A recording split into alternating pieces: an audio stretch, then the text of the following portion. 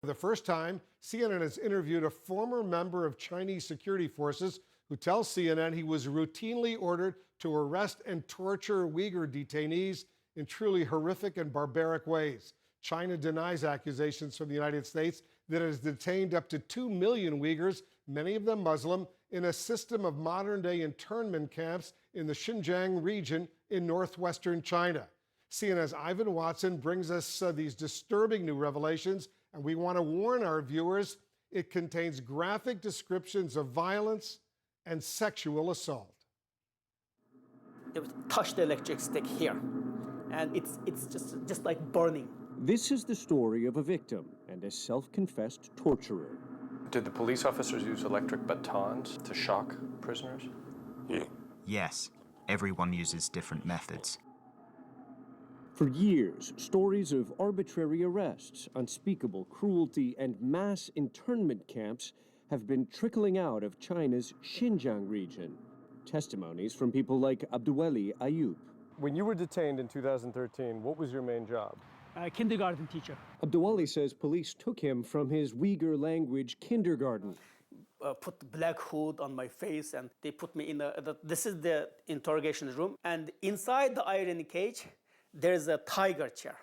Your wrist shackled there, and your feet also shackled. He says police accused him of espionage, plotting against the Chinese government, and the crime of separatism, and they demanded a confession. You just confess. You just admit what you have done. It's good for you. Now, for the very first time, CNN has spoken to a former Chinese police officer who claims his job was to arrest and extract confessions from ethnic Uyghurs in Xinjiang. Some cops would play the good cops, and some would play the bad cops. After we beat them, we'd offer them a cigarette. Did you have to be the bad cop sometimes? Of course. The man, who asks to be called Jiang, says he worked more than 10 years as a cop before fleeing China after growing disillusioned with the ruling Communist Party. I met him in a European country. He wore his police uniform to authenticate his story, but does not want to be identified to protect himself and relatives who are still in China. To prove that he was a Chinese police officer, Jiang is showing me many photos of different police badges, training certificates, even portraits of his graduating class at police academy, images that we cannot show on television because they would reveal his identity. Jiang says he was sent from his home province to work in Xinjiang at least 3 times, during which he was ordered to arrest hundreds of suspects, all of them ethnic Uyghurs. How were the interrogations being conducted? Beat them, kick them, beat them bruised and swollen, knock their heads on the radiator. Police would step on the suspect's face and tell him to confess. Jiang says some suspects were as young as 14, and all of the detainees were beaten. Were the suspects all men? Men and women. Did you witness women being beaten? Yes. CNN cannot independently confirm Jiang's allegations, nor those of Abduwali, the kindergarten teacher, who says in addition to beatings, he was raped on his first night of detention by Chinese prisoners who followed the orders of prison guards. It's really bad. This was prisoners who sexually assaulted you? Yeah, the prisoners. More than one? More than one. It's, first of all, they surrounded me, and the police there ordered me to take off my underwear and let me and bend over. Bend over. Don't do this. Don't do this. I cried. Please don't do this. And then one of, I don't know, just hold my hand like this. Jiang, the police officer who fled China, describes in graphic detail methods of sexual torture that he says police officers used. If you want people to confess, you use the electric baton. We would tie 2 electrical wires on the tips and set the wires on their genitals while the person is tied up. The result is better. He also says police sometimes ordered prisoners to sexually assault detainees. We call it an in-prison investigation. The Chinese government insists it is battling violent extremism in Xinjiang. Beijing also denies any human rights abuses whatsoever are being committed there.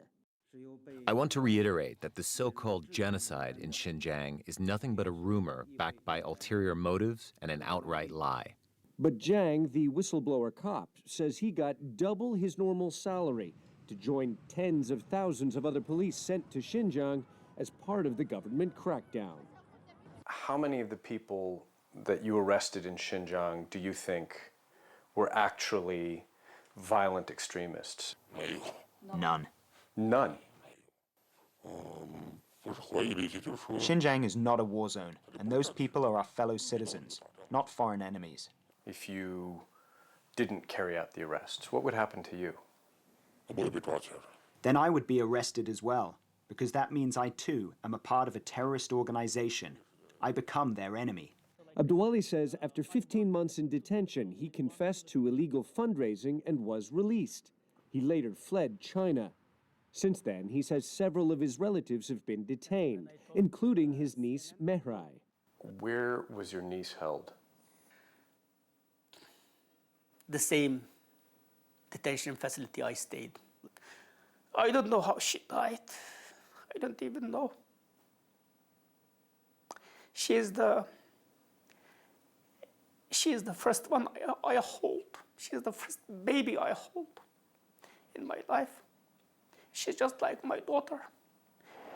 In response to written questions from CNN, the Xinjiang government denies that Mehrai died in detention, saying the 30-year-old woman instead died of organ failure due to severe anemia after being treated in a hospital after suffering from an unknown illness. The Chinese government did not respond to written questions concerning allegations made by the former police officer. Abdulwali now lives in Norway with his family and publishes children's books written in Uyghur. He insists he can forgive the men who jailed and tortured him.